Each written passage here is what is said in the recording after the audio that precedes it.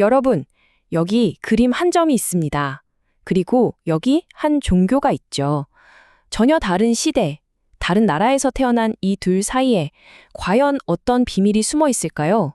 오늘 우리는 시간을 거슬러 두 세계를 잇는 아주 놀라운 연결고리를 찾아 떠나보려고 합니다. 자, 바로 이 작품입니다. 15세기 조선시대의 국보급 걸작 안견의 몽유도원도인데요. 꿈속의 낙원을 그렸다고 하죠. 이 고요하고 아름다운 그림이 실은 수백 년 동안 정말 많은 이야기를 품고 있었다는 사실 알고 계셨나요? 그리고 이건 일본, 나라현에 있는 19세기 신흥 종교, 천리교의 본부입니다. 조선의 고요한 그림과 일본의 신성한 사원, 어떠세요? 딱 보기에는 정말 아무런 관련도 없어 보이죠? 하지만요, 바로 이 지점에서 오늘 저희가 풀어나갈 미스터리가 시작됩니다. 도대체 어떻게, 그리고 왜 이 둘이 연결되어 있는 걸까요? 자, 이제부터 그 놀라운 여정을 한번 시작해 보겠습니다. 이 거대한 미스터리는요, 사실 그림이 아니라 한 인물에게서 시작됩니다. 모든 걸 연결하는 열쇠를 쥔 바로 그 사람. 그녀의 이야기부터 한번 들어보시죠. 이분의 이름은 나카야마 미키. 19세기 일본 나라의 평범한 농가주부였어요. 정말 지극히 평범해 보이죠? 하지만 그녀의 삶은 어느 날을 기점으로 완전히 180도 뒤바뀌게 됩니다.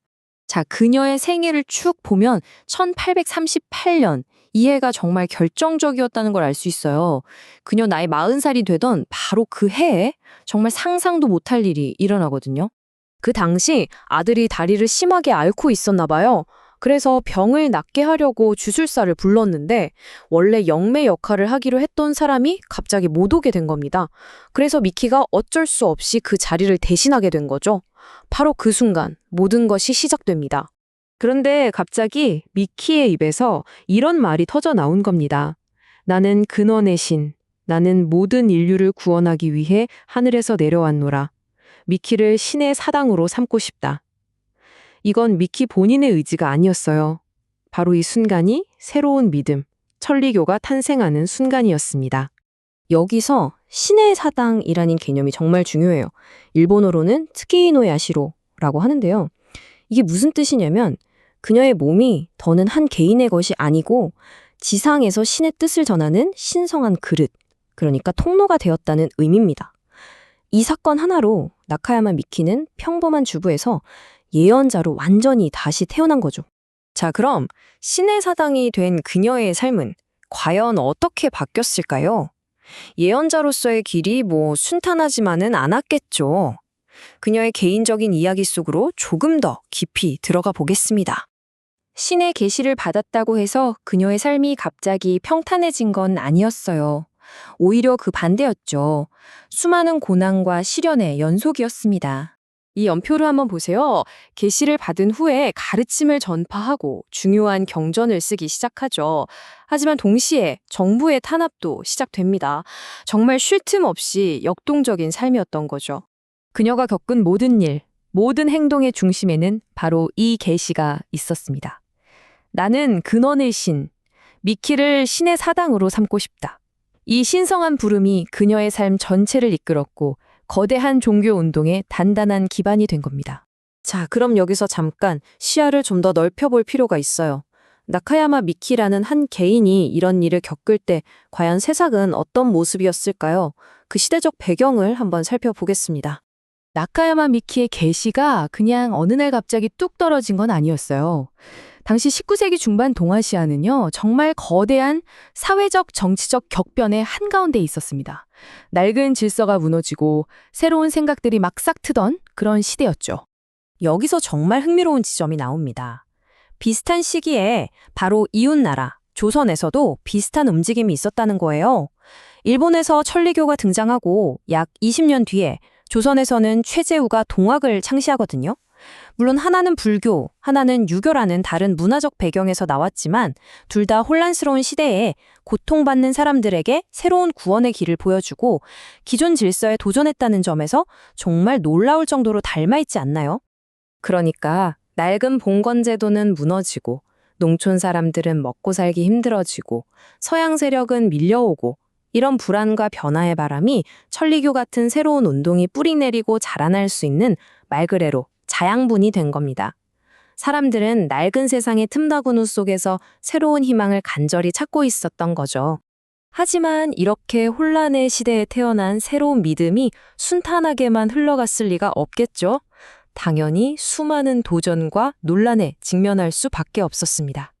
예를 들어 천리교 이야기에서 아주 중요한 가난의 원인에 대해서도 시각이 좀 갈립니다.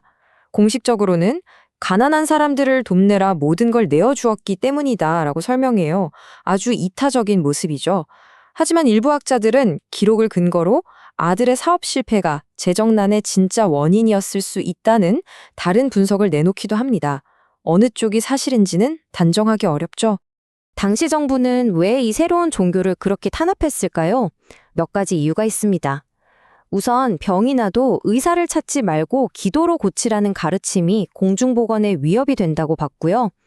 허가 없이 사람들이 모이는 것 자체가 불법이었습니다.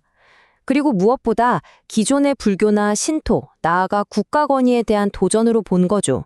그 결과 미키와 그녀의 가족, 신도들은 무려 18번 이상 체포되고 감옥에 갇히는 끔찍한 고초를 겪어야 했습니다. 자, 이렇게 길고 험난한 역사 여행의 끝에 우리는 드디어 처음으로 돌아왔습니다. 모든 조각이 맞춰지고 마침내 수수께끼를 풀 시간입니다. 120만. 이게 무슨 숫자일까요? 바로 현재 전 세계 천리교 신자의 수입니다. 한 평범한 여성의 계시로 시작된 믿음이 온갖 시련을 이겨내고 오늘날까지 이어져 이렇게 전 세계적인 종교로 성장한 겁니다. 그렇다면 마침내 그 연결고리는 무엇일까요? 바로 이겁니다. 15세기 조선의 국보급 걸작 몽유도 원도는요, 일본의 격동기를 거치면서 우여곡절 끝에 한 일본인 수집가의 손에 들어갔습니다. 그리고 훗날 그가 모은 소장품 전체가 나카야마 미키의 가르침을 따르는 사람들이 세운 바로 그 덴니 대학에 기증된 겁니다. 그래서 지금까지 안전하게 보존될 수 있었던 거죠. 그러니까 한 종교의 탄생과 성장이 전혀 의도치 않게 다른 나라의 위대한 문화유산을 지키는 수호자 역할을 하게 된 셈입니다. 정말 놀랍지 않나요? 하나의 그림, 그리고 한 명의 예언자. 전혀 상관없어 보이던 두 세계는 이렇게 역사의 거친 파도 속에서 만나 서로의 운명이 되었습니다. 이 놀라운 이야기는 우리에게 마지막 질문 하나를 던집니다. 우리가 아는 역사, 그 너머에 과연 또 얼마나 많은 세상의 보물들이 이처럼 가장 예상치 못한 수호자들의 손에 의해 조용히 지켜지고 있을까요?